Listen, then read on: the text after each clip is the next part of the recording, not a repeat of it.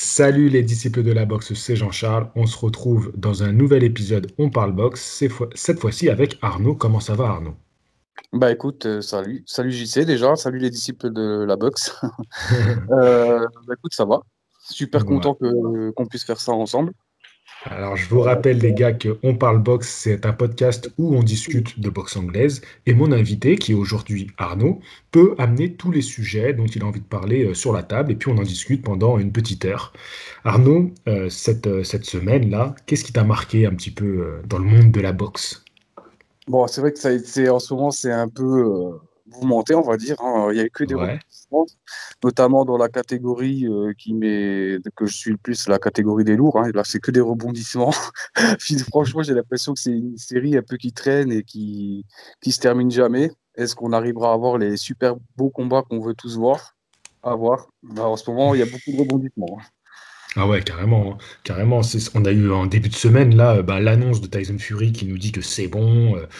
Il y a Ouais. un prince saoudien qui est prêt à payer 150 millions. Ah ouais. Qu'est-ce que t'en as pensé toi déjà quand t'as entendu ça? T'étais Alors, content ou bah, en fait, je me suis dit, bah, enfin, ils ont trouvé enfin un accord. Et puis, tu sais, il y avait beaucoup de choses qui disaient c'est signé, c'est pas signé. Il y avait Dion qui disait que c'était bon. Et puis, de l'autre côté, il y avait Fury qui disait, le père de Fury notamment, qui se manifestait beaucoup en disant que c'était pas encore fait.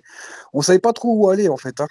bien Et sûr. là, j'ai vu récemment sur les réseaux, tout, je fais grande nouvelle, ça y est, les Saoudiens, ils ont décidé de construire un stade spécialement pour l'événement, un peu comme Joshua et Andy Ruiz à l'époque, hein. Ouais, Je c'est me suis ça. dit, ça y est, ça avance. Et bah, j'étais content. Un peu déçu quand même que ça se fasse pas en Angleterre parce que je trouve que ça aurait été gigantesque. Ouais. Mais bon, après, comme on dit souvent, il y a aussi l'argent qui rentre en jeu et tout ça. Donc, Mhm. Alors, c'est marrant parce que quand il y a eu cette annonce-là, donc moi j'ai réagi, bien sûr j'étais hypé comme tout le monde, hein, on va pas se mentir. Et ouais. le truc, après, quand on a eu quelques jours après l'annonce faite par le tribunal qui a décidé que Wilder Fury 3 devait avoir lieu, il y a Ouais. beaucoup de personnes qui ont critiqué en disant ouais, vous avez tous sauté sur l'annonce et tout. Et je tiens à parler d'une autre page box qui s'appelle The GOAT MMA Boxing, qui est très très intéressante, et ils en ont parlé. Et ce qui est assez marrant, c'est que les gens ont tendance un peu à oublier, mais j'avais fait une vidéo en juin 2020, où déjà je réagissais à ça parce que Fury nous avait. C'est pas la première fois qu'il nous fait le coup, celui-là. Et il avait dit C'est qu'avec possible, son hein. promoteur de l'époque, déjà ils avaient trouvé un accord et que c'était bon pour Fury Joshua. Et par la suite, bon ben, voyant que le combat se faisait pas, mais déjà j'avais fait une vidéo pour dire que pour moi c'était compliqué et que je donnais 5 raisons pour lesquelles le combat était retardé et pourquoi je pense que ce combat-là il se ferait pas quoi. Donc voilà, donc là ça a été un peu le truc de dire oui mais pourquoi vous avez pas parlé de ci, de ça, mais bon voilà, ça fait longtemps qu'on le savait, on le savait tous, mais bon on espérait que ça allait passer. Mais en même temps, la décision qui est tombée du tribunal aux États-Unis pour Wilder, quelque part, je trouve ça un peu légitime pour Wilder parce qu'il avait, à la base, je crois que le contrat, il disait bien qu'il devait y avoir 3 combats. Mhm. Donc d'un côté, j'étais content que Fury Joshua, ça se fasse. Mais d'un autre côté, j'étais quand même déçu que Wilder puisse pas aller au bout enfin, puisse pas tout simplement bénéficier de ces 3 combats. Mhm. Et je trouve que là, du coup, ça peut remettre un gros coup de botte dans la catégorie des lourds. Mais alors, genre, comme quand Andy Ruiz a gagné contre Joshua, ça a foutu un sacré coup de pied dans la catégorie. Mais là, je trouve que ça peut faire la même chose parce que du coup, on peut avoir plein de nouveaux rebondissements et là, les rebondissements, quoi. Est-ce que pour toi, il y a vraiment des rebondissements possibles? Eh ben, alors, ça dépend, en fait, le timing de, comment dire, ça va dépendre dans quel sens les combats vont se dérouler. C'est-à-dire que si ils arrivent à faire Fury, Wilder assez rapidement, ah ouais, complètement, je trouve que ça peut refaire un truc de fou. Surtout si Wilder vient reprendre la WBC à Fury. Ça va être une dinguerie. C'est, enfin, moi, je pense que oui, ça peut refaire. On va avoir droit à Wilder, Fury. Wilder gagne. Il y aura encore Fury derrière. Il y a Joshua derrière. Un combat, moi, mon combat de rêve à l'époque, c'était c'était Wilder contre Joshua, quoi. Ouais, je suis d'accord avec toi, Arnaud. Face à la puissance, quoi. Enfin, je veux dire, Je, je suis tout à fait d'accord avec toi. C'est aussi mon combat de rêve. Mais quand ils étaient champions, tous les deux, Joshua et Wilder, on l'a jamais eu ce combat. Ils n'ont jamais réussi à trouver d'accord. Pourquoi aujourd'hui, on l'aurait? Bah, parce qu'à un moment donné, je pense qu'il faut aussi qu'on arrive à donner aux fans les combats qu'ils veulent voir. Mais c'est toujours le Mhm. problème. J'ai l'impression que des fois, on a l'impression parfois que les boxeurs, en fait, ils cherchent à s'éviter ou ils cherchent à faire grimper les enchères. On ne sait jamais trop comment se positionner, nous, en tant que fans. On ne sait pas si c'est une histoire de.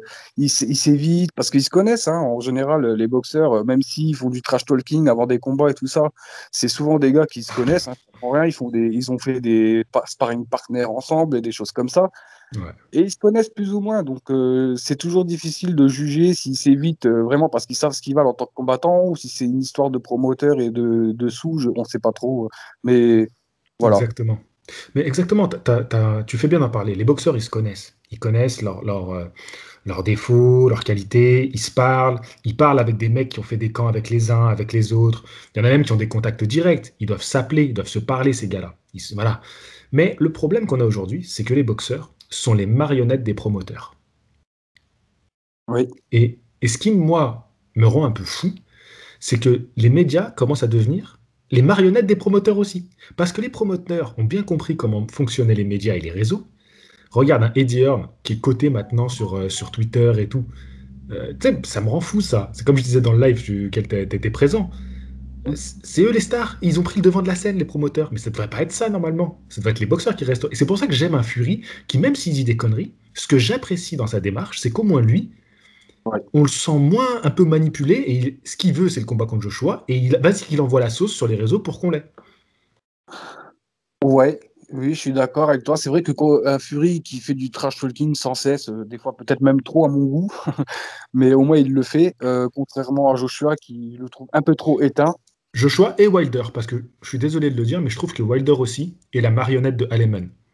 Ok, mais Wilder, avant sa défaite, quand il était vraiment avant sa défaite contre Fury, hein, c'est-à-dire quand il gagnait tous ses combats, je trouve qu'il faisait quand même un peu plus de réactions.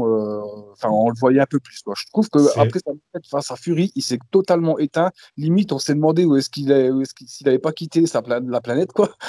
À mon avis, c'est comme je dis, la défaite, elle a été dure. Et je pense il a dû mettre du temps pour s'en remettre. Mais justement, je rebondis là-dessus vite fait, entre Mhm. parenthèses, parce qu'il y en a qui disaient qu'il a pas évolué, tout ça. Moi, je vous dis que si Fury revient, si Wilder revient, il va faire du dégât. Parce que Oui. je pense qu'il a eu le temps d'avaler sa défaite, de la digérer. Mhm. Je sais pas si exactement s'il a changé d'entraîneur ou pas. Mais il recommence à poster des vidéos où il fait des Mhm. entraînements, il travaille de nouveaux enchaînements. Bah, à voir. Franchement, moi, je suis curieux de savoir quand même ce que ça va donner. Ouais, je sais pas. En tout cas, sa stratégie de communication, elle fonctionne. C'est-à-dire que il a pas dit n'importe quoi depuis qu'il a eu la décision en sa faveur. Il a juste mis des images où on le voit avec un nouveau coach, donc qui est un ex-boxeur professionnel. On le voit faire un petit peu de la technique aux pattes d'ours. Donc, au niveau de la com, c'est très bien joué de sa part. C'est-à-dire que c'est ce qu'il faut montrer. Ouais. Bah, et en même temps, il n'a pas le choix. Enfin, je veux dire, justement, comme on dit, beaucoup de boxeurs font du trash talking. Joshua, il le fait grâce à son promoteur Eddie Hearn, on va dire entre guillemets. Euh, Wilder, il n'a pas le choix de le faire s'il veut revenir un peu sur le devant, je pense. Bon, là, certes, il y a eu la décision de justice qui a été un peu officialisée, tout ça, donc on sait qu'il va revenir. Mais il a raison de le faire. Hein. Il a raison de faire des vidéos comme ça, de montrer qu'il se prépare et qu'il arrive, quoi. Hmm. Bah, ouais, surtout que là, la décision de justice l'a mis un peu en position de force Ah bah sur, carrément, je crois sur qu'il a eu. l'échiquier. Ah ouais, là, je crois qu'il a eu tous les gains de cause, en fait. Hein. Mhm, mhm. Moi, je dois bien reconnaître que je pensais pas qu'il cherchait vraiment à avoir le combat, mais plus à garder son nom présent dans le business qui se préparait sans lui. Tu vois, à un moment, la réflexion qu'on avait dans le monde de la boxe, c'était quand Fury et Wilder avaient trouvé un accord pour s'affronter. Je sais pas si tu te souviens, ce qu'on n'arrêtait pas de dire, c'était que le grand perdant de l'histoire, c'était Joshua. Tu t'en souviens ou pas? Ouais, ouais.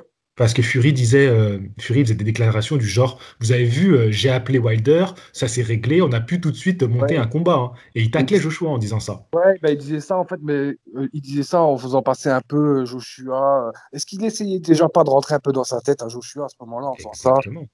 Ouais, ouais, ouais, Euh, c'est vrai. Et je pense que Mhm. Wilder, pardon, pas Fury, c'est quelqu'un qui aime bien faire de la manipulation psychologique, hein. Avant Bien les sûr. combats, c'est un peu Mhm. sa technique, hein. D'ailleurs, c'est ce qu'on dit souvent, hein. Si Fury est arrivé à rentrer dans ta tête, c'est foutu, quoi. Ouais, ouais, Et, ouais, ouais, c'est vrai. Oui, mais je pense que clairement, c'était pour ça. Mais il n'a pas réussi à faire craquer Joshua à cette époque-là. Joshua, je pense il a quand même confiance en Eddie Hearn. Ça, c'est un truc qu'on peut pas lui enlever. Il a confiance en son promoteur et il le laisse très bien gérer. C'est pour ça ouais, il tu sais, craque quasiment jamais. il me semble que Joshua, son entourage, c'est vraiment des gens. J'avais lu une interview sur lui justement où il disait que bon après je pense que c'est beaucoup pour beaucoup de boxeurs, mais Joshua il est vraiment tout, c'est quasiment de la famille proche, hein, ses Hmm. promoteurs et tout ça. Il a vraiment des contacts super proches avec eux Hmm. et je pense qu'il fait totalement confiance à Eddie Hearn. Je pense que il fonctionne comme ça. Il a pas besoin en fait d'aller faire du trash talking ou de se montrer. Comme tu disais hier dans ton podcast, il y a des boxeurs, ça, comment dire, ils ont une image, ils dégagent une image, ils savent qu'ils sont vendeurs sans forcément Hmm. faire du trash talking ou de se montrer tout le temps, ou tu vois. Mais bien sûr, mais Joshua, c'est un influenceur. Regarde, au moment où il y a le pic du buzz sur les réseaux, qu'est-ce qu'il met Joshua sur Twitter? Une pub avec JD. Le mec, il est trop malin. Il a tout compris. Mais c'est ça, mais en fait, il a pas besoin de plus. Et pourquoi il se Ouais. fatigue plus, en fait, c'est, enfin, je veux dire, il sait ce qu'il dégage comme image. D'ailleurs, je trouve que il véhicule plutôt une image plutôt pas mal du sport, en fait, hein, Eh de ben, tu sais la boxe. quoi? Je vais te dire, Arnaud, tu sais quoi, tu me permets de parler de ça. Ouais. Tu sais, souvent, on me pose la question, qu'est-ce qui serait le mieux pour la boxe si bah, ces trois combattants s'affrontent et qu'il en ressort un vainqueur? Pour toi, qui serait la meilleure image pour la boxe, finalement? Joshua, Fury ou Wilder? Sportivement, pour le Li- sport en lui-même, je trouve que Ouais. Joshua, il dégage vraiment quelque chose de. Bah, en fait, il est à côté, il est vraiment, il est sponsorisé par plein de marques, hein, je vais pas les citer, mais Mhm. quand on va, notamment quand on va directement à Londres ou quoi, on voit la tête de Joshua un peu partout sur les panneaux publicitaires sportifs. Mhm. Euh, sportivement et au point de vue de l'image, je trouve que Joshua, il dégage quand même quelque chose de top, quoi. Ouais. Après, la boxe, c'est pas que le sport, c'est aussi, tu sais, il y a toujours cette âme de guerrier, il y a des gens dans la boxe, ils ont que ça dans la vie pour réussir. Il y a ce Mhm. côté un peu la dalle de réussir, quoi. Donc ils y vont avec leur poing, leur haine, leur rage, et ils ont que ça, et ils y vont, quoi. Et ça, je trouve que bah, l'histoire de Wilder, moi, elle me touche au plus haut point. Ok, le mec, c'était pas forcément un putain de sportif, mais il l'a fait pour un problème, tu vois, de la vie de tous les jours qui peut arriver à Ouais, tout le ouais. monde. Et il a tout déchiré, quoi, le mec. Mhm. Enfin, Ouais. c'est pour ça, je te Alors, dis, je l'histoire de... te, je te rejoins et je vais quand même te reprendre sur un tout petit truc. Tu dis que Wilder, c'était pas forcément un sportif, c'est un immense sportif, mais c'est pas forcément un boxeur. Je pense que tu voulais dire ça. Ouais, Il est pas très bon boxeur, mais par contre, athlétiquement, ouais, ouais, c'est l'un des plus beaux athlètes qu'on ait dans le circuit mondial aujourd'hui. Et, ouais. pardon, j'ai mon téléphone qui fait du bruit, je vais enlever ça. Voilà. Et par contre, je suis d'accord avec toi. Joshua, pour moi, c'est quand même l'image, la belle image de la boxe, c'est lui qui est le plus vendeur, c'est lui qui... Parce que c'est un bon boxeur, déjà, il faut le reconnaître, c'est un bon boxeur. En plus, il a de l'élégance, il s'exprime bien, voilà, il est parfait pour les spots publicitaires, il pourrait être acteur, ce mec, on le pourrait voir au cinéma, dans des films d'action. Voilà, Ouais. moi, je le mettrais bien dans des rôles à la place de The Rock, sans aucun problème, hein. Donc c'est vrai que pour l'image de la boxe, finalement, c'est lui le plus beau panneau publicitaire pour notre sport. Ouais. C'est vrai c'est un boxeur il aime pas trop les confrontations brutales, même lors des rencontres, hein. On voit bien avec Andy Ruiz, il a passé ses ceintures et tout ça. On a l'impression c'est vraiment le sport, quoi, l'esprit sportif, quoi. Il n'est pas dans Mm. la, je sais pas si je suis clair quand Ouais, j'essaie ouais. de, Oui, il oui, est c'est vraiment, un peu le genre idéal. ouais, il est respectueux, et après sur le ring c'est autre chose, mais en dehors du ring, il est vraiment, bah ouais, comme tu dis, le genre idéal, le mec qu'on voudrait tous avoir comme copain. Mm. Et du coup, C'est je reviens au début de ce qui nous a fait dériver jusque-là, c'était de dire que Wilder s'est positionné en force sur l'échiquier et que moi très sincèrement, je pensais pas que, il était là pour négocier une revanche. Bon, maintenant il l'a, tant mieux, tu vois, c'est sa chance de revenir. Mais plus qu'il était là pour rester dans les discussions, tu vois, qu'il le paye, ça lui allait très bien, parce que surtout ça lui allait très bien dans le sens où, eh ben, qu'on fasse le combat entre Fury et Joshua, et lui, du coup, il serait forcément prétendant à une revanche, enfin à défier le grand vainqueur, parce que ça pourrait être Joshua, parce qu'il pourrait dire, bah regardez, c'est moi qui devais combattre Fury, comme je ne l'ai pas combattu, bah, c'est mon tour. Moi, je pensais plus que c'était dans ce sens-là. Tu vois comment je veux dire? Ouais, ouais. Bah, oui, mais je pense que quand il s'est éteint pendant quelques mois là, depuis sa défaite, je pense pas que c'était pour. Parce que hier, j'ai vu, il y en a, ils disaient, ouais, en fait, il va venir, mais il n'est pas prêt, il veut juste toucher son chèque de 20 millions et tout ça. Je pense pas. C'est ce que je disais à, je sais plus qui c'est qui avait commenté, Guillaume, je crois, Mhm. hier. Je lui disais, écoute, si le mec revient, il va pas revenir juste pour toucher un chèque. On le verrait Mhm. pas en train de se préparer, on verrait pas tout ça, quoi. Mhm. Je pense qu'il a mûri, et même dans sa boxe, je pense qu'il a fait le point sur certaines de ses défaillances et que s'il revient, il va faire mal, hein. Je vous le dis, franchement, il va faire mal. Surtout qu'il faisait déjà mal avant et je pense Mhm. qu'il peut revenir et faire encore plus mal. Franchement, il va y avoir des rebondissements. Moi, c'est toute la question que je me pose, tu vois. Arnaud, franchement, je suis en pleine interrogation. Je me dis, soit il nous refait du Wilder, et comme à son habitude, il arrive en mode ça passe ou ça casse, mais encore plus énervé que jamais, et il arrive à tout casser et redevenir champion, ce qui est possible, hein. Ou alors, comme tout le monde le dit, parce que toutes les personnes qui analysons un peu ça, c'est pour ça, moi, que je voulais pas le revoir revenir tout de suite contre Fury. Parce que moi, ce que j'espère, vu que je suis un vrai supporter de Wilder, Mhm. ce que j'espère, c'est que, un peu à l'image d'Andy Ruiz, il essaye de changer ce qu'il faut pour pas refaire les mêmes erreurs qui l'ont conduit à sa défaite contre Joshua pour Andy Ruiz. Et Ouais, j'aimerais bien voir Wilder dans cette même démarche-là. Et le fait qu'il reprenne Fury, ah t'as ouais, pas le clairement. temps. T'as pas le temps de changer, voilà, faut pas rêver. Il va nous mettre des trucs techniques sur Instagram, mais c'est pas la réalité. Dans le monde du sport, c'est compliqué. Ouais, Là, il lui reste quoi? Il lui reste 2 mois et demi de prépa. c'est ça. Enfin, même s'il se prépare depuis sa défaite, ça fait un peu léger. Tu sais, tu as besoin de remettre en place de nouvelles tactiques, tu as besoin d'affronter un mec, comme l'a fait Andy Ruiz contre Areola, tu vois. Tu as besoin de mettre en place ta boxe et tu reprends pas tout de suite le meilleur de la catégorie. Donc, moi, je pense que Wilder va revenir comme on l'a toujours connu. Et c'est ce qui me fait un peu peur pour lui, parce que j'aimerais bien le voir redevenir champion. Et je pense que si il fait pas des vrais ajustements, à nouveau, ça cassera contre Fury. Je pense, hein. C'est là où moi je pense que Wilder il est conscient que en reprenant Fury là tout de suite, Mhm. je pense qu'il est conscient que c'est un qui tout double. C'est-à-dire soit il gagne Exact. et ça fout vraiment un bordel dans la catégorie des lourds et, j'en serais que ravi parce que ça va vraiment générer des super trucs. Oh, mais ça serait fou. Ça serait Ah fou. ouais, c'est un Wilder truc qui de gagne. fou. Mais je pense qu'il est conscient quand même que s'il perd, bah, concrètement, c'est fini pour lui dans la catégorie des lourds. Je pense qu'on ne le verra plus derrière Mhm. parce qu'il y a Ouais. d'autres qui sont en train de grimper. Andy Ruiz qui revient aussi. Bon, certes, il n'est pas Ça encore. dépend comment il perd. Ça dépend comment il perd. S'il se reprend, même cette fois-ci pire, il finit au tapis, parce que il a quand même fini debout, le deuxième combat. Mais Ouais. si, voilà, dans le plus grand des malheurs qu'on peut imaginer, il Mais, finit les quatre fers en l'air, aïe aïe aïe, là mais, j'ai peur pour la suite. euh, Mais s'il finit debout, qui va au point et digne, bah, c'est pas fini, moi je pense. Il peut encore continuer un peu quelques combats. c'est pas fini. Ça sera pas fini si, s'il fait un beau combat, je te l'accorde. Ouais, Mais ça sera quand même plus compliqué pour bien sûr, réarriver à, à se faire vraiment une place de numéro un comme il avait, quoi. c'est Parce qu'il clair. était quand même. Mais si, n'oublions pas, enfin moi personnellement, le premier combat où il y a eu le match nul contre Fury, moi personnellement, je le donnais vainqueur. Il a quand même envoyé Fury complètement KO. Je sais pas comment il a fait pour se relever, hein, Fury, mais quand j'y repense, je suis encore choqué.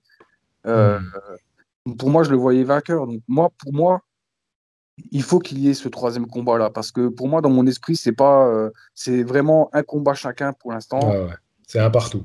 Il le faut ce combat-là, parce que même s'il y a Fury, Joshua et tout ça, il y en a beaucoup qui auraient voulu voir Wilder avoir sa revanche. Moi, je suis Hmm. content qu'il y ait ce combat-là avant Fury, Joshua finalement, parce que je t'avoue que moi, le style de boxe de Wilder, j'adore. C'est-à-dire le mec Hmm. sur une pêche, il te décroche, c'est Hmm. fini. Ouais, Ouais. Fury, ok, c'est un super boxeur, un super tacticien, mais honnêtement, je dois être honnête, moi, c'est un boxeur, j'aime pas le voir boxer. J'aime pas le voir Hmm. boxer, je m'ennuie un peu quand il boxe, à vrai dire. Et face à Joshua, qu'est-ce que ça aurait donné, quoi? C'est un Joshua méfiant qui va attendre, ils vont se chambrer, mais enfin voilà. Moi, ça aurait pas forcément été un combat super beau à voir, je pense, Fury-Joshua, quoi. Hmm. Bah, pour te faire simple, moi, avant les combats, je préfère suivre Fury parce que c'est lui qui fait le mieux monter la sauce. Pendant les combats, je préfère regarder Wilder parce que avec lui, je m'accroche à mon canapé et je suis prêt à bondir au plafond. Et après, je préfère Joshua parce que c'est lui que je vais revoir ses combats pour les analyser et pour regarder la boxe. Ah non, mais clairement, Wilder, moi je repense au combat qu'il a fait contre Louis Ortiz. Je sais plus si c'était une revanche qu'il faisait, Ouais, où clairement il perdait au point Wilder et c'était sur la un revanche, ouais. ah ouais sur la revanche et sur un crochet il l'a couché quoi. Il l'éteint, ouais, ouais. Et Un c'est coup ça aussi. sorti de nulle part, ouais. Ah ouais, mais c'est ça aussi qu'on aime dans la boxe, c'est de savoir qu'à un moment, en une seconde, c'est terminé quoi. Alors, et, Je sais combien de fois ça m'a coûté de me lever, d'attendre toute la nuit, puis le combat se termine en un round, quoi. J'adore ça, moi. c'est fou, hein. Non, non. Mais alors, étant tous les deux des pro Wilder, même si moi, contrairement à toi, je le vois clairement perdant au premier combat contre Fury, euh, étant tous les deux voilà, des supporters de Wilder, imaginons que pour notre plus grand plaisir, ils battent Tyson Fury. Qu'est-ce qu'on peut imaginer pour lui? Un quatrième combat contre Fury? Non, Une défense ça, de ça. titre, pourquoi pas contre Andy Ruiz? Ou alors une Ah, unification totale contre Joshua? pour Andy Ruiz, je pense que ça pourrait être pas mal. Ça serait un bon test, hein, pour Et ils voir si sont vraiment il revient depuis qu'il est dans la team Canelo. Ah, je pense que ça pourrait le faire. Si éventuellement Ruiz, euh, bon, là, clairement, le combat qu'il a fait contre Areola, c'était un combat pour son retour, pour le remettre un peu en exact. avant. Je pense qu'il a encore besoin de s'affûter un petit peu et que dans l'état où il est physique actuellement, je pense que c'est pas encore suffisant pour un Mhm. Wilder, mais pourquoi pas, ouais. Je pense que ça serait un bon test et après, à savoir, peut-être il pourrait affronter même peut-être comment dire, un, un Dillian White ou quelque chose comme ça, peut-être pas un J'allais te le Joshua. proposer. J'allais te Ouais, le proposer, Dylan White. C'est un combat que tu aimerais voir? ouais, j'aimerais bien voir, ouais. Hmm. C'est un combat que j'aimerais bien voir. Et dis-moi, Arnaud, qu'est-ce qui a fait que t'aies cet amour pour les poids lourds? Ben parce que pour moi, comment dire, on peut dire des catégories en dessous, que c'est super rapide, c'est vachement technique. Et d'ailleurs, il y a des boxeurs que j'adore, hein, comme Mhm. Crawford, Kell Brooks, enfin voilà, plein de boxeurs comme ça. Pacquiao, Mayweather, voilà. Mais dans la catégorie poids lourd, je trouve que c'est quand même la catégorie, pour moi, la plus prestigieuse, on va dire, où enfin, tout peut. Il y a tellement de paramètres qui changent, en fait, dans cette catégorie-là, que tout peut se jouer sur un rien. Je sais pas Ouais. si, ouais, si j'arrive à Ouais, me faire c'est vrai. comprendre. C'est Et tu les as toujours suivis? Parce que là j'ai l'impression qu'en ce moment, tu es à fond. Mais est-ce que ça a toujours été le cas? non, moi j'ai commencé vraiment, en fait, plus jeune forcément, j'adorais les boxeurs genre Mike Tyson et tout ça. Et pendant une grande partie, quand même, pour moi, ça s'était un peu éteint la boxe. J'avais plus trop, je suivais plus trop. Peut-être parce qu'aussi la boxe était moins mise en avant avec le temps en France. Moi, j'ai commencé à resuivre en 2017. Voilà, quand D'accord. Joshua il a gagné contre, je sais plus, c'est pas Klitschko aussi. Non. Le boxeur ukrainien avec son frère, là, je sais plus comment il s'appelle. Ah si, si, Vladimir Klitschko. Vladimir Klitschko, voilà, quand il a Ouais, gagné. 2017, en avril 2017. Bien sûr, ouais, je me souviens très bien. C'est là que tu t'es repris dans la boxe. Exactement, ouais, exactement. C'est Bah, là que c'est j'ai commencé à resuivre la catégorie des poids lourds et à suivre un peu Joshua et puis Wilder, ainsi de suite et tout ça, quoi. C'était le jour où Joshua obtenait sa deuxième ceinture. La première qu'il a eue, c'est l'IBF. Ensuite, là, il a eu la WBA. Et ensuite, contre Parker, il obtiendra la WBO. Ouais. D'accord. Qu'est-ce que ça Et tu avais pensé quoi de ce combat à cette époque-là? Bah en fait, ce combat-là, en fait, je l'ai trouvé beau parce que du coup, ça vraiment, c'était des retours des deux. Enfin, Joshua allé au tapis, Klitschko aussi. J'ai trouvé que c'était un beau combat. Ouais. Et ce combat-là, en fait, il m'a permis de faire de l'analyse de plusieurs autres combats, notamment quand Joshua a perdu contre Andy Ruiz, où derrière, on l'a sabré en disant qu'il n'avait pas de menton. Mhm. Moi, je trouve que Joshua, il a un menton, quoi. Enfin, surtout quand tu affrontes un Klitschko et que tu arrives à te relever, c'est que, Mhm. bon, après, c'est mon avis, hein. Ouais, c'est une expression qui est un petit peu dure quand on dit qu'un boxeur n'a pas de menton. C'est sûr que des mecs à ce niveau-là, ils encaissent quand même. Mais Ce qu'on veut dire par là, c'est que c'est des boxeurs qui ont tendance, un peu comme à Vladimir Klitschko, les fois où ils ont été mis KO, c'est pas comme un Wilder qui a arrêté par l'arbitre ou par son clan, c'est vraiment des KO où ils s'éteignent, quoi, et tu sens qu'il n'y a plus de jambes. C'est pour ça qu'après, ils prennent cette réputation de mecs qui ont pas de menton. Tu vois, contrairement à un Fury qui va se relever et repartir en combat comme si de rien n'était, c'est des mecs, une fois qu'ils sont touchés, tu sens que les jambes, elles y sont plus. Et c'est de là que vient cette réputation. Mais c'est vrai que c'est dur. Parfois, on est un petit peu dur dans nos propos, surtout avec les boxeurs, alors qu'on pourrait pas faire un quart de ce qu'ils font. Bah, oui, moi je trouve qu'il y a encore des choses à faire pour Joshua. Je pense mais en même temps, il combat pas tant que ça. Et je pense que ça risque de lui porter préjudice dans le temps maintenant de plus trop le voir. Je sais pas, il fait pas beaucoup de combats. Le dernier qu'il a fait, c'était contre Andy Ruiz, C'était... je crois. Non, c'est Poulev, c'est Poulev. Non, non, Joshua, c'est quand même le plus actif de la bande, hein. On peut pas Ouais, lui oui. reprocher ça. Et surtout, même à une époque, je sais pas si tu t'en souviens, j'étais même allé jusqu'à dire dans mes vidéos que pour moi, Joshua, il était à remettre en avant par rapport à l'adversité qu'il a eue quand on voyait que Wilder et Tyson Fury commençaient à faire un peu des siennes et à faire des combats. Tu sais, avant de faire leur revanche, ils ont commencé à faire des combats en attendant et tout. Et là, j'avais un petit peu remis en avant Joshua en disant que bah, lui, au moins, il enchaîne des combats intéressants. Donc voilà. Donc, non, non, il est quand même actif, Joshua. Pour ça, on peut pas lui reprocher. Ouais. Après, je pense que les histoires avec Fury et Joshua, ça a duré longtemps et Mhm. ça dure vraiment trop longtemps. Je te dis, ça devient presque de mauvais goût pour les fans. On ne sait pas si on y aura le droit ou pas. Et puis, c'est pour ça, quelque part, que je suis content que Wilder il soit remis dans tout ça parce que ça va peut-être bousculer un peu les choses, quoi. Et puis, Usyk aussi, j'ai vu que Usyk a été intervenu, du coup. C'est bien parce que j'allais te le proposer. J'allais te dire, et alors, Lucie, qu'est-ce que t'en penses? Ouais, Usyk aussi, hein, bah, il est très bon boxeur, très technique et tout, mais est-ce qu'il a le punch pour vraiment s'imposer face à un Joshua ou à un Wilder? Je sais pas. Je sais pas. Franchement, là, je demande à voir. Il n'a pas fait assez de combats encore dans les lourds pour vraiment s'imposer. Moi, j'aimerais bien, hein, mais du coup, ils se mettent Alors, tous en vraiment avant. s'imposer, ça veut dire quoi? Tu veux dire qu'il fasse des combats pour qu'on parle plus de lui ou pour que il évolue?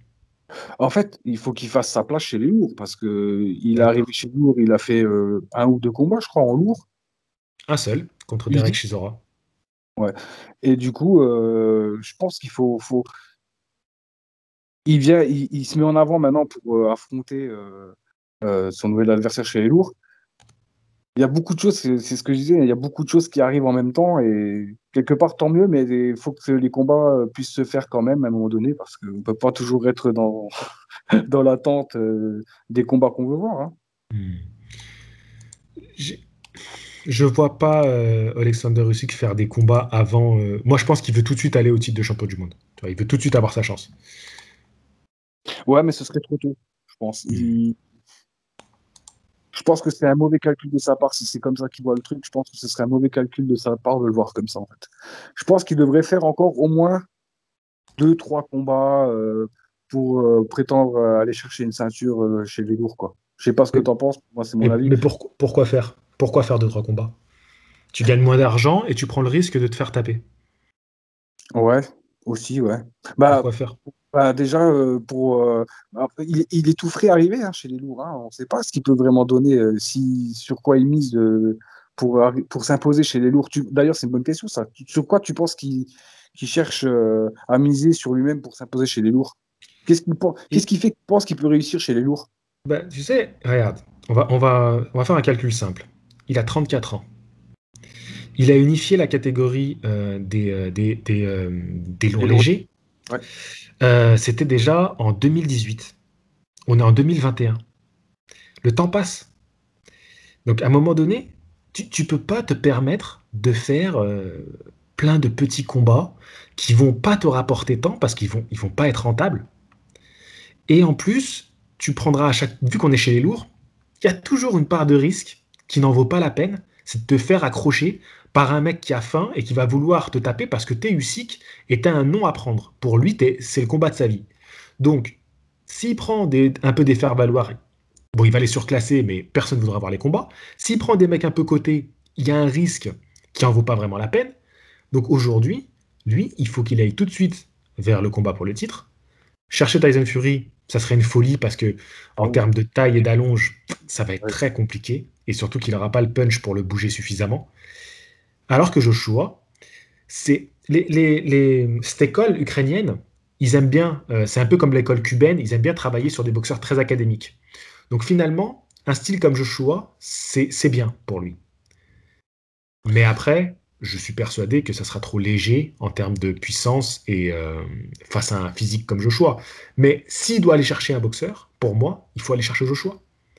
Et puis c'est vendeur comme affiche, c'est hyper vendeur. D'ailleurs, dès qu'on a parlé de ça, enfin dès qu'on a commencé à dire que Fury, Joshua, c'était compliqué, Edian, qu'est-ce qu'il a dit? Oh, il y a Alexander Usyk, là, on peut faire ce combat, hein. Tu vois, tout de suite, il a commencé à en parler. Parce que Ouais. pour Eddie Earl, c'est parfait. C'est vendeur. Je pense qu'il est très confiant en Joshua, qui va avoir une super tactique de combat pour affronter Usyk. Attention, hein, je dis pas que ça sera facile. Usyk, c'est un excellent boxeur. Un excellent boxeur. Mais les lourds, surtout aujourd'hui, il faut être dans une dimension extraordinaire. Tu vois, il faut être un gabarit hors norme. Surtout, oui, surtout que maintenant, chez les lourds, les gabarits augmentent de plus en Eh plus. oui, Ça devient des sacrés Golgoth. voilà. Si on fait en dessous de 1,80 m, c'est vraiment compliqué, hein. Ok, oui, ben, on va voir, hein, ça laisse de beaux présages à venir, on verra. On ne sait pas vraiment, en fait, hein, on peut se poser plein de questions, mais on ne sait pas vraiment ce que ça va donner, quoi. Voilà. Andy Ruiz qui revient. Et moi aussi, en parlant de la catégorie des lourds, Mhm. euh, je suis un peu chauvin, mais je me dois de parler un peu de Tony Yoka aussi, parce que Allez. ce mec, il a été tellement jugé, parfois, souvent et parfois mal, très mal jugé, je pense. Mhm. Euh, mais je suis content parce que je trouve que c'est un boxeur qui peut faire bouger les choses en France, surtout sur l'image qu'on dégage de la boxe en France. Ouais. Beaucoup ne le comprennent pas, mais c'est un boxeur que moi, personnellement, j'affectionne. Et j'aimerais bien le voir maintenant, surtout cette année, le voir grimper dans le top 5, hein, dans le top 5 ou top 10, quoi. Mhm. Voir commencer à affronter des grosses têtes d'affiche, quoi. Qu'est-ce que tu penses qu'il aurait besoin de faire pour pouvoir se rapprocher du top 5? Alors là, il a tout simplement commencé à prendre des combattants qui sont déjà dans le top 5 ou le top 10, quoi. Alors, top 10, on va regarder un peu ce qu'il y a entre le dixième et le cinquième, d'accord? Donc, Ouais. dixième, on a Derek Chisora. Neuvième, on a Parker. Huitième, on a Michael Hunter. Septième, on a Alexander Povetkin. Sixième, on a Alexander Usyk. Cinquième, on a Andy Ruiz. Donc voilà, pour te dire un peu les noms qui sont entre le 5 et le 10. Juste Alors, devant Tony, Tony il est 13e, et juste devant lui, il y a Joe Joyce et Luis Ortiz ouais. qui est 11e. Ah bah, Joe Joyce, alors. Franchement, Joe Joyce, ce serait un beau truc parce que je crois qu'il voulait faire un combat qui pourrait un peu leur rappeler les JO. Et il me semble qu'il avait quand même parlé qu'il aimerait bien affronter Joe Joyce. Ouais, ouais, ouais. Alors, au début, c'était Joe Joyce qui faisait un petit peu des allusions à Tony Oka, des petites attaques, parce que Joe Joyce, il a très bien joué sa stratégie pour monter jusqu'au top 10 mondial. Euh, et donc, il faisait un petit peu des pics à Tony Oka en début de carrière. Maintenant que Joe Joyce a vraiment accéléré, et grâce à son combat contre Daniel Dubois, il a encore pris une nouvelle proportion, c'est vrai qu'il ignore un peu Tony Oka. Et c'est Tony Oka qui, lui, maintenant, envoie des pics à Joe Joyce. Si ce Ah combat ouais. devait avoir lieu, comment tu l'imagines, toi? Hmm, Yoka, vainqueur. Au Ouais. point. Ouais, au point ou ouais, au point. Vainqueur au point. Ouais, parce que dur à coucher, Joe Joyce, hein. Il a une mâchoire solide, hein. Dur à coucher. Et puis, je pense qu'il a un peu plus d'expérience que Yoka en professionnel. Peut-être que je me Oui. trompe, ça Oui, non, vérifie. c'est un assez bon argument. Si tu regardes les qualités des adversaires qu'il a eus, on peut dire que Joe Joyce a aujourd'hui une meilleure maturité chez les pros. Il avait déjà une boxe chez les amateurs qui était plutôt tournée vers la boxe pro. En plus, eh ben, il a éliminé un prospect, comme on les appelle, un espoir de la boxe, Daniel Dubois, qui est très jeune, et je pense que Daniel Dubois va se refaire, hein. Il faut savoir que Daniel Dubois, il a que 23 ans. Euh, et Joe Joyce, lui, bon, il est quand même à 35 ans aujourd'hui, donc c'est vrai il faut qu'il accélère. Mais là, encore une fois, Joe Joyce, il était dans les discussions pour le titre WBO, donc il voulait avoir Alexander Usyk. Ouais, mais du coup, vu que Usyk, maintenant, il veut Joshua, est-ce que ça se fera? Voilà, l'interrogation est là, parce que du côté de Joshua, il n'y a encore rien d'officialisé. C'est-à-dire, du côté de Fury, on a eu Fury Joshua qui a été annoncé sur BoxRec. Puis on l'a retiré, et maintenant on a Fury Wilder. Bon, il n'y a pas encore d'affiche officielle, tout ça, hein, mais bon, ça serait bon. Mais pour moi, j'ai encore rien vu d'officiel, voilà, je veux voir la vraie affiche, voilà, que tout le monde, tous les promoteurs, ils disent, ok, c'est bon. Je l'ai pas encore vu, donc Ah ouais, on peut bon. encore avoir des Ah ouais, rebondissements, hein. c'est ce que je disais, il manquerait encore plus qu'il y ait encore un nouveau rebondissement. Ah ouais. Mais en tout cas, c'est clair qu'on peut encore avoir Usyk Joshua, et c'est pas impossible. Avant un Usyk Joshua? Ben, pour l'instant, comme je te dis, il y a rien. Au moment où on tourne cette vidéo, il y a rien d'officiel. Ouais, ouais, ouais. Ah oui, et puis ça pourrait du coup. Ouais, ben, en fait, il y a plein de possibilités encore, hein. C'est pour ça que j'aime cette catégorie-là, c'est parce que rebondissement, que c'est presque comme une série à regarder en fait. Exactement, Mm. exactement. Parce que ben, regarde, on va aller checker sur BoxRec. On met Tyson Fury. Tu vois, ils l'ont même pas encore mis en combat à venir, hein, Fury Deontay Wilder, hein. Donc Ouais, là, tu vois, il y a encore rien d'officiel officiel. ouais. Parce que même quand ils avaient mis Fury Joshua, je l'avais stipulé dans un On Parle Box, je disais, il n'y a encore aucun promoteur d'indiquer rien. Donc tu vois, même à ce moment-là, je disais, il n'y a rien de sûr. Ouais. En tout cas, tout ce que je voudrais pour Yoka, c'est qu'il puisse rencontrer maintenant des combattants. Bon, on a parlé de, voilà, de Yoka, de tout ça, mais je voudrais qu'il affronte quand même maintenant des grosses têtes, tu vois, qui puissent vraiment le ramener vers les ceintures, quoi. Mm. J'aimerais bien le voir contre pourquoi pas un Daniel Dubois aussi, hein, pourquoi pas, contre un Luis Ortiz, contre un Andy Ruiz. Ouais, à un moment donné, j'y croyais ça. Yuka vs Andy Ruiz, j'y croyais, j'aurais bien voulu voir ce combat aussi, tu vois. C'est des combats comme ça qui me font envie, quoi. Pas vraiment d'intérêt pour Andy Ruiz. Tu vois, il a pris Areola parce que c'est un boxeur qui fait vendre au Mexique. Donc ça faisait une affiche sympa. Ils ont pu faire une grosse promo sur les Mexicains. Tony Oka ne représente pas un nom suffisamment intéressant pour monter une affiche pour Andy Ruiz. On parle d'Andy Ruiz, qui est un mec qui a détenu 3 ceintures champion du monde quand même. Voilà. Donc, et qui est pas fini. Donc c'est pas un mec qui a perdu ses titres en étant mis KO. Donc lui, il veut des combats qui sont rentables. Donc il faut que Tony Yoka, il devienne un nom intéressant aux États-Unis. Et pour devenir un nom intéressant aux États-Unis ou pour les Anglais, pour le monde anglo-saxon, il faut commencer à combattre chez eux en sous-carte d'événements intéressants. Tant qu'il n'aura pas fait cette démarche-là, c'est compliqué de faire monter ta hype en France. On atteint un certain plafond qui est déjà atteint et qui est même dépassé pour la France. Donc maintenant, ça suffit. Et il faut se tourner vers un autre public. Il faut aller chercher un autre public. Il faudrait que Tony Oka commence à faire des déclarations en anglais. Voilà, qui s'adresse au public anglo-saxon. Il faut qu'il aille un petit peu les charmer, les séduire. Et moi, j'attends qu'il fasse ses combats aux États-Unis. Et je pense que ces combats aux États-Unis seront contre des faire-valoir, tu vois.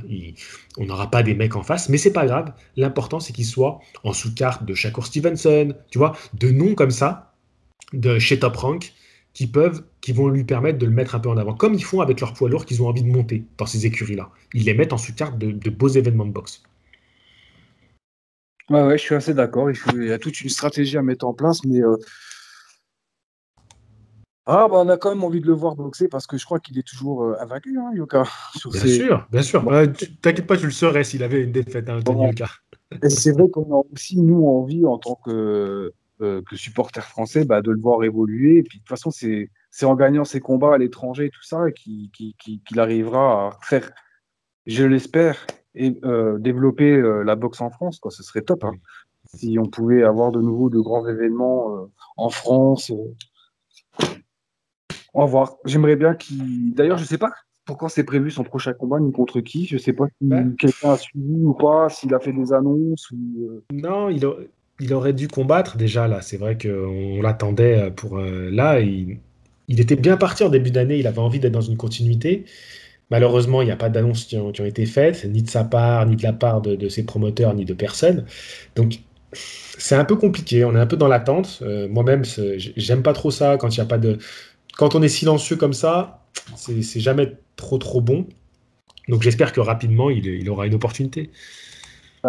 On a l'impression parfois qu'ils savent pas qui trop lui donner, en fait, comme combattant. Enfin, c'est un peu l'impression qu'on peut se poser. On a l'impression qu'il y a à un moment donné, on a l'impression qu'ils n'arrivent pas à lui trouver d'adversaire. Ou qu'il est un peu trop exigeant sur ses conditions. Ben, on l'a rendu comme ça à la base. C'est-à-dire que comme on a fait une superstar dès son premier combat, bah oui, c'est sûr que ça devient compliqué aujourd'hui. Mais aujourd'hui, ce que la France a à lui proposer, on a atteint nos limites. Voilà, on lui a proposé une ceinture, il a obtenu un titre européen, ce qui est bien pour lui, mais c'est la limite que la France peut proposer. Parce que le vrai titre, donc le titre majeur européen, c'est Joe Joyce qui le détient. Donc déjà, on est dans la cour des Anglais. Donc il faut aller s'attaquer aux Anglais. C'est ce que je disais au début de mon discours, c'est que maintenant, la cour française, on a atteint le plafond. Et il faut aller se tourner vers l'Angleterre et vers l'Amérique. C'est ça. Et en Angleterre, les têtes montantes sont bah, forcément Joshua et tout ça, mais il y a Dubois qui arrive derrière. Est-ce qu'on aura le droit à un Yoka Dubois? Je sais pas. C'est un combat que t'aimerais bien voir? Toi, t'aimerais voir ça?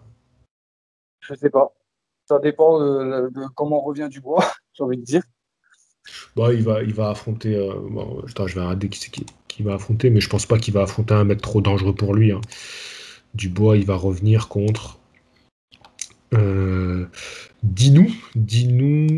Bon, il a Dinou. Ah oui, je le connais, lui. Il a 20 victoires, 16 par KO et 2 défaites par KO. C'est un Roumain. Et je l'avais déjà vu boxer Web. Il avait affronté Kourbatpoulev. Il a perdu contre Kourbatpoulev et contre Jarrell Miller. D'accord. Il a ces deux défaites à ce moment-là, en 2018 et 2019. Elles se sont enchaînées. Euh, Même à Jared Miller, là, ça pourrait le faire pour Yoka, je pense. non, mais lui, je ne veux plus en entendre parler. Lui, c'est un dopé comme pas possible qui reste. Je Ouais, veux plus, je veux plus qu'il remonte sur un ring, ce mec. Non, c'est un drame pour le sport, ce genre de gars. c'est vrai. Il était chargé, il était souvent chargé, hein, c'est clair. Bah ouais, attends, il avait échoué 3 fois au test antidopage. Faut arrêter les conneries à un moment. C'est ça, et puis je crois il avait même accusé Joshua à ce moment-là d'être chargé, alors que Mais lui, oui, mais oui.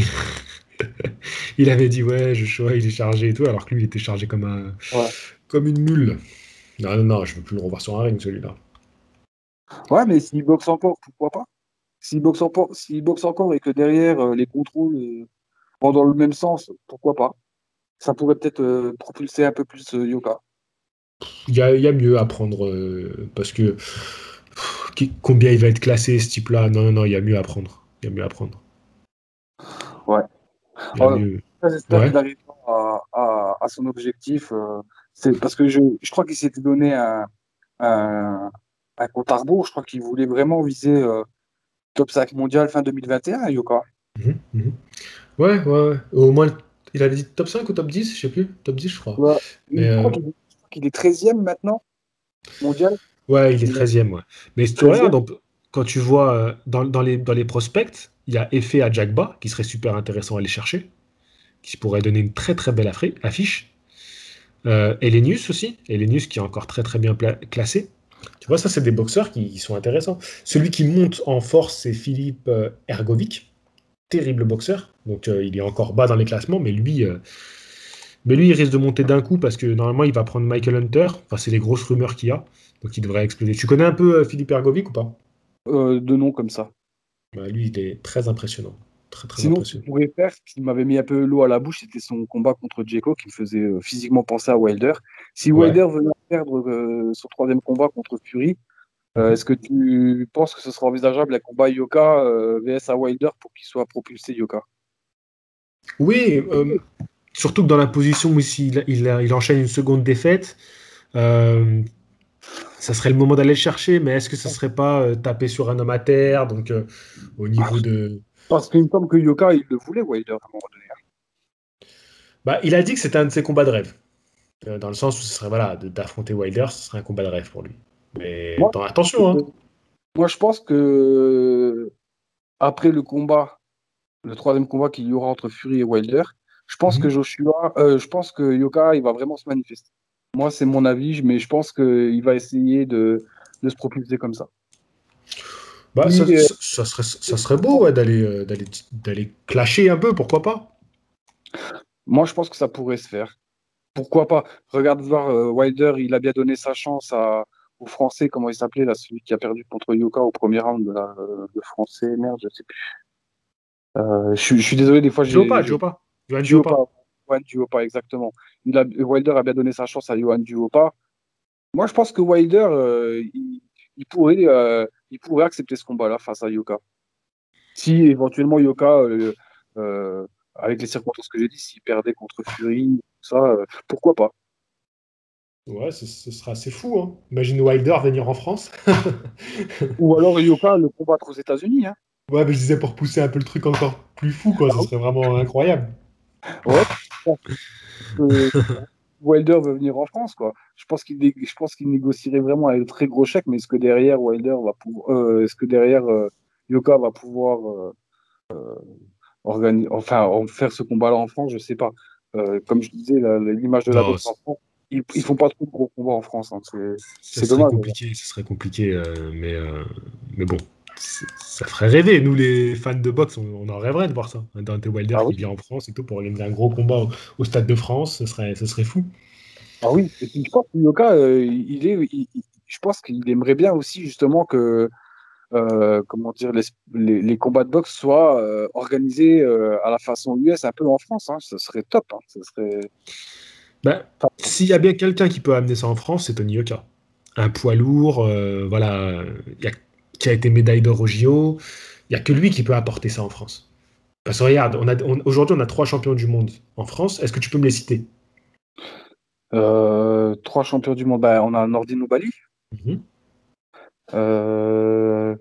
Qui d'autre? Bah, écoute, là, comme ça, de tête, sans vouloir trop traîner dans mes pensées, je vais dire Nordine Bali. Le reste, je vais te laisser compléter. Arsène Goulamirian et Maïva Amadouche. Voilà. Et on remplit pas des salles avec eux. Nordin Noubali, depuis qu'il est champion du monde, il n'a pas défendu son titre en France. Arsène Goulamirian, c'est compliqué pour organiser des événements en France autour de sa personne, alors qu'il a une sacrée écurie et on peut faire des très belles sous-cartes. Et Maïva Madouche, bah, malheureusement, voilà, boxe féminine, c'est triste à dire, mais il n'y a pas les foules qui se déplacent. À chaque fois, elle est dans des événements, mais il faut mettre d'autres noms. Mais parce Donc, que je pense que justement, les combats, même pour les ceintures en France et tout ça, ils n'ont pas cette culture américaine pour organiser les événements. ouais, Moi, je vois souvent, c'est dans des salles, voilà quoi.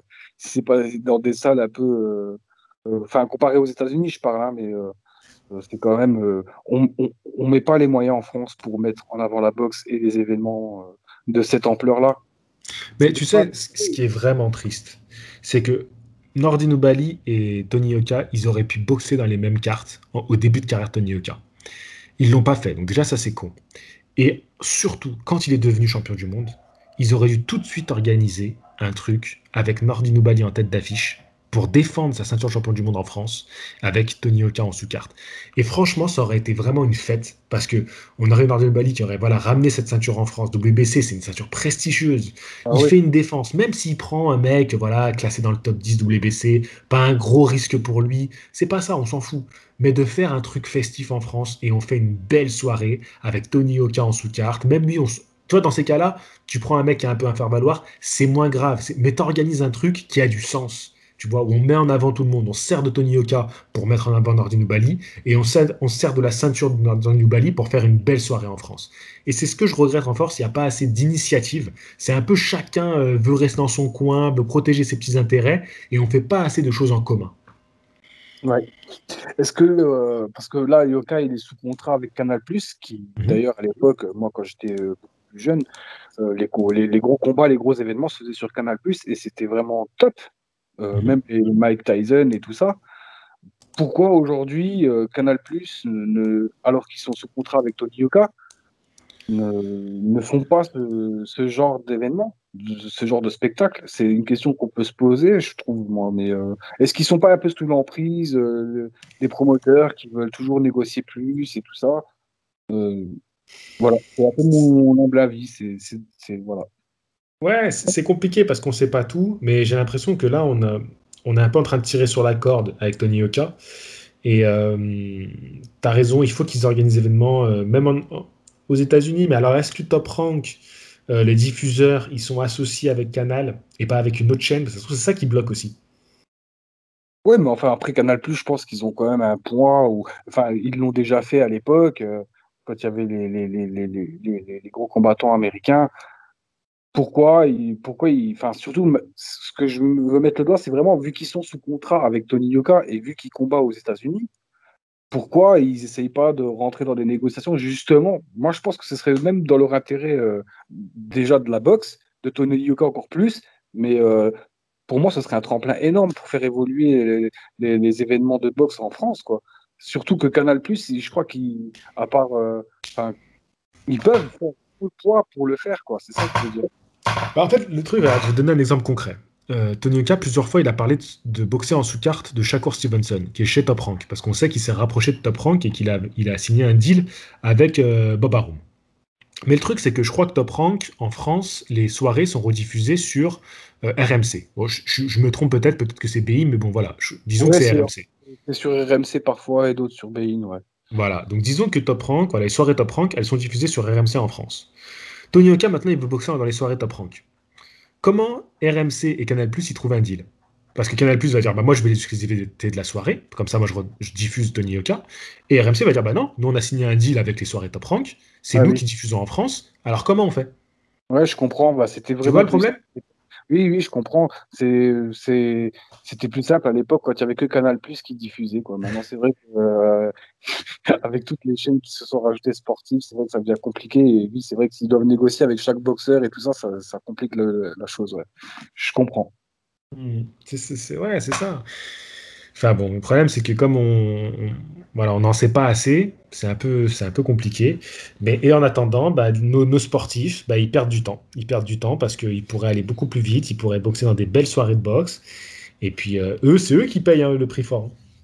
Ouais, bien sûr, c'est eux qui le payent. Et puis, ça risque quand même de leur porter préjudice à force d'atteindre leur objectif sportif, hein. Mhm. Ah oui, bien sûr, bien sûr, bien sûr. Enfin voilà.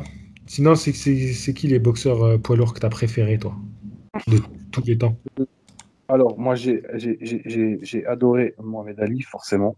Ouais. Euh, euh, pour moi, il restera toujours euh, le numéro un. Après, bien sûr, Mike Tyson, hein, le plus jeune champion, à être devenu champion le boxeur à être devenu champion du monde super jeune. Mhm. Euh, Malgré que je trouve qu'il j'ai trouvé un peu décevant le fait qu'il veuille revenir à 54 ans et tout ça. On ne sait pas vraiment pour quelle raison. Bon, moi, c'est un combat que j'ai pas regardé parce que ça m'intéressait pas en fait. Mhm. Ok, je comprends que beaucoup de fans puissent être ravis de le revoir venir, mais à 54 ans quand même, les risques qu'ils prennent. Si c'était juste pour faire un match d'exhibition, bon, voilà, quoi. Moi, j'aime bien les combats de boxe avec de l'intérêt derrière et tout ça. Bon, Tyson, ça m'a fait plaisir de le revoir boxer, de le voir en forme, de s'être remis, tout ça. Moi, je pense que c'était un combat purement financier, peut-être pour se prouver des choses à lui-même aussi. Et c'est bien qu'il l'ait fait si c'est pour ça. Mais derrière, bon. Ah, bah, regarde ce que ça a entraîné, en fait, c'est que maintenant, ils veulent refaire des revanches avec Holyfield et tout ça. Bon, il faudrait pas qu'ils créent vraiment une autre catégorie super vieux et tout ça. Enfin, quel intérêt pour la boxe quand on y réfléchit pas. Ouais, ouais. Faudrait pas que ça se prenne trop au sérieux, en fait. Bah non, surtout qu'il faut pas oublier que quand tu montes sur un ring, bon, tu mets quand même ta vie en danger, hein, ça, on Bien va pas le sûr. retenir. Et, euh, quel intérêt si ce n'est financier, finalement? Ou Mhm. je pense que c'était vraiment financier pour Tyson parce que Et oui, qu'est-ce oui, qu'il bien a sûr, c'est un kiff. Il s'est fait un kiff, il s'est fait un kiff, et puis ça lui a permis de rapporter beaucoup d'argent. oui, hein, parce qu'on voit qu'il a fait des émissions un peu où il affronte un requin. Enfin, il a peur aussi. Pas qu'il va pas qu'on. Je pense pas qu'il ait peur qu'on l'oublie parce que Tyson il est inoubliable et puis il y a tellement de choses sur lui. Je pense que c'était purement financier en fait. Voilà. Sinon d'autres Foreman, forcément Foreman. Hein, pas- Jimmy Morrison aussi que j'ai adoré voir boxer.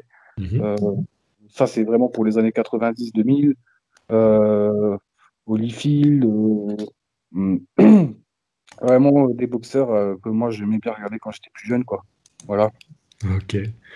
Bon, merci en tout cas. Je pense qu'on a fait une bonne émission. Bien axé poids lourd. Aujourd'hui, c'était la thématique, c'était les lourds. Donc, n'hésitez pas à nous dire dans les commentaires, vous, quels sont les poids lourds que vous avez préférés, que ce soit dans l'histoire ou que ce soit actuellement, hein. On a beaucoup parlé de Wilder, c'est vrai. Ouais. Ouais, mais il en vaut le coup. Franchement, Voilà. s'il peut revenir et nous faire un retour, moi je mise tout sur lui. Hein. C'est Wilder. On pourra lui reprocher tout ce qu'on veut, mais Wilder, il y en a peu qui ont fait ce qu'il a fait dans la catégorie des lourds et je lui souhaite vraiment un bon retour, quoi. On verra. Déjà, attendons que ça soit officialisé, ce match retour, parce que c'est Oui, pas encore le cas, Arnaud, hein. attendons que ce soit organisé. Il y a tellement de rebondissements que finalement, quand on sort les popcorn, on se demande, hein, quand même. C'est là qu'ils annoncent Wilder, Tony Yoka. Alors là, on pète les plombs, on aura été les premiers à en avoir parlé. Ah, tu vois, on aura l'exclusivité sur le coup là et j'espère que ça propulsera encore plus ta chaîne et tout ça parce que comme Sinead, tu fais un bon taf et pour ça je te remercie quoi. Parce Merci. que j'ai toujours autant de plaisir à regarder ta chaîne et à m'abonner et tout ça quoi. Merci Arnaud, merci Arnaud. Arnaud, je rappelle que c'est un super disciple, voilà, donc il est membre de la chaîne et donc je fais ces petits podcasts On parle boxe pour passer un moment aussi avec les membres parce que ça me fait très plaisir. Voilà, on discute boxe, on est à la cool, c'est freestyle, on parle de ce qu'on veut et ça me fait plaisir. Et puis bah espérons aussi que prochainement tu pourras nous annoncer les super surprises annoncées par Boxing Culture, Fred et tout ça qui sont situés sur New York. Ouais, ouais, Euh, ouais, ouais. Plein de Bah, choses qui vont arriver les quoi. surprises, je pense qu'on les saura un peu au dernier moment. Peut-être qu'on attendra même que je fasse les vlogs sur place pour les montrer. On Ouais. verra. Ce sera peut-être des surprises vraiment exclusives pour les personnes qui participeront au stage. Ou peut-être qu'on l'annoncera un peu avant. On verra pour faire un petit choc. Mais ouais, ça va être sympa. Ça va être sympa. Bon, et voilà. Et puis, tu vois, je t'ai fait un petit cadeau. J'ai pas parlé du combat que j'ai posté hier dans le podcast. J'ai pas parlé de Jake Paul et Mayweather, qui pour moi, à mon avis, c'est une insulte à la boxe. Euh, T'avais le droit d'en parler, hein. T'étais libre. mais non, je veux pas parce que ce genre de combat-là, c'est un peu, voilà, ça sert à rien. Je veux même pas. Je trouve ça. J'espère, si ce combat doit se faire, j'espère juste que il sera défoncé en gros et que les youtubeurs vont se calmer un petit peu avec leur truc là parce que Ouais, ouais, ouais. ça Moi, gâche un je sais pas. Je sais pas jusqu'où ça va aller tout ça. Je sais pas. peu. Moi, quelque part, je trouve que ça a une influence aussi sur le monde de la boxe, c'est que ça la salit un peu. Et bon, tu vois, c'est un peu comme, je fais juste une parenthèse, Ouais. euh, Ngannou qui devient champion du monde du UFC, des poids lourds. Il veut tout de suite affronter Fury. Euh, c'est des choses comme ça, en fait, qui viennent perturber l'avancement aussi des choses, parce que du coup, on en revient toujours à la même chose, c'est les promoteurs avec leurs sous et tout ça qui viennent. Et puis, Ngannou, s'il venait à venir faire de la boxe anglaise, ok, il est légitime, hein, c'est un sport qu'il a toujours voulu faire avant l'UFC et tout ça.